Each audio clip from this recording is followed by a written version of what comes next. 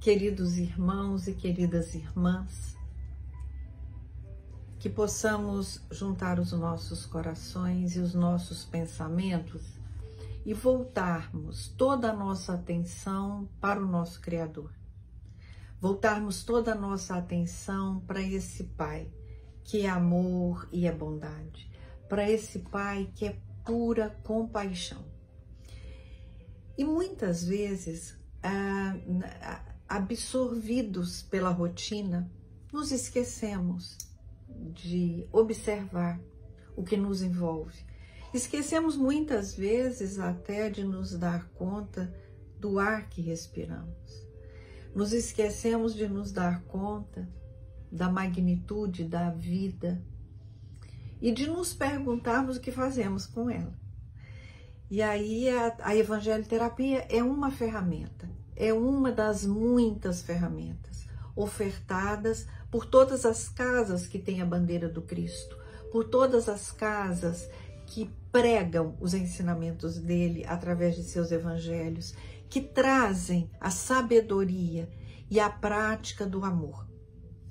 E aqui, nós, na Casa de Zico Horta, temos a evangelioterapia como uma ferramenta por nós usada e praticada. Então, que possamos fazer isso, né, através das nossas redes sociais, para aqueles que não podem estar conosco, às segundas-feiras, às 19 horas, e às terças-feiras, às 14 horas. Então, que a misericórdia do Pai esteja presente em nós, nas nossas vidas, nas nossas escolhas.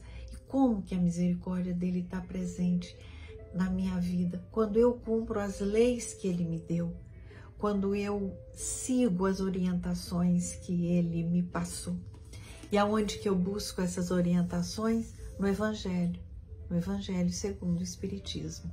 E aqui nós não fazemos uma leitura sequencial, aqui não fazemos um estudo aprofundado da doutrina, né? Não é?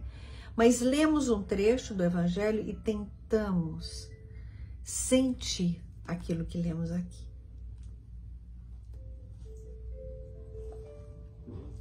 Capítulo 18. Muitos os chamados, poucos os escolhidos.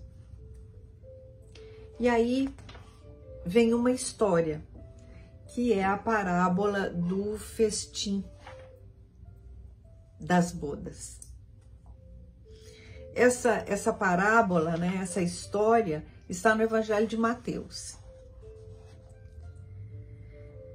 Falando ainda por parábolas, disse-lhes Jesus: o reino dos céus se assemelha a um rei que, querendo festejar o casamento de seu filho, enviou seus servos a chamar para as bodas os que tinham sido convidados.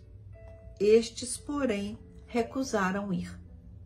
O rei enviou outros servos com ordem de dizer da sua parte aos convidados: preparei o meu jantar, mandei matar os meus bois e todos os meus cevados, tudo está pronto. Vinde às bodas. Eles, porém, sem darem importância a isso, lá se foram, um para sua casa de campo, outro para o seu negócio. Outros pegaram os servos e os mataram, depois de lhes haverem feito muitos ultrajes. Sabendo disso, o rei se tomou de cólera e, mandando contra eles seus exércitos, exterminou os assassinos e lhes queimou a cidade. Então disse a seus servos: o festim das bodas está inteiramente preparado, mas não eram dignos os que para ele foram chamados. E depois as encruzilhadas, e chamai para as bodas todos quantos encontrardes. Os servos, então, saíram pelas ruas e trouxeram todos os que iam encontrando, bons e maus. a sala das bodas se encheu de pessoas que se puseram à mesa.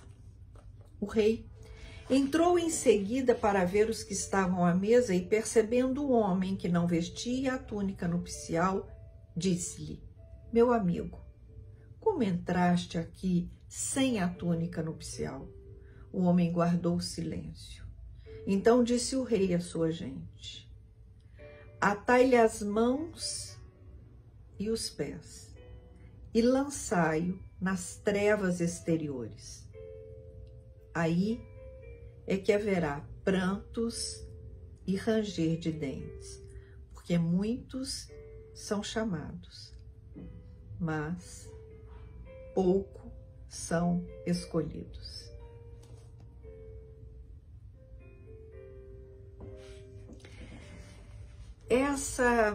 Essa história, não é? É uma história que leva a muitas reflexões, não é? Então, esse rei é Deus,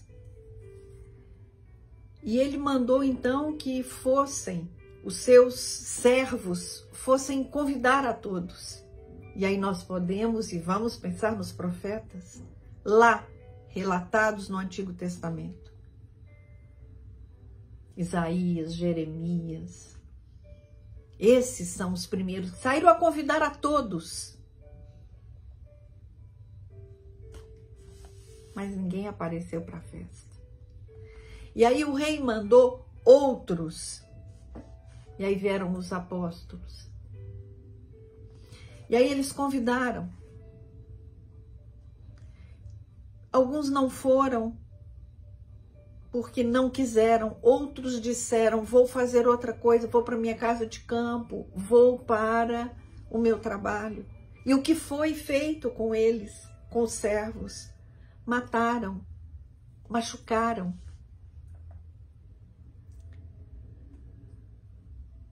E aí o rei, quando viu que seus servos tinham sido maltratados, né, machucados, ele chamou outros tantos e disse: agora vocês vão e convidam a todos.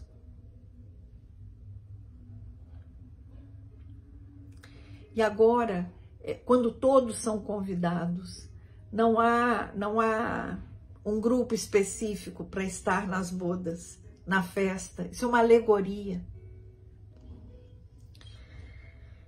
Vem então a doutrina espírita e nos convida onde não existe uma hierarquia, não existe ritualísticas a serem obedecidas, mas uma vontade de transformação interior, um desejo de olhar para dentro de nós e nós encontrarmos em nós aquilo que queremos mudar.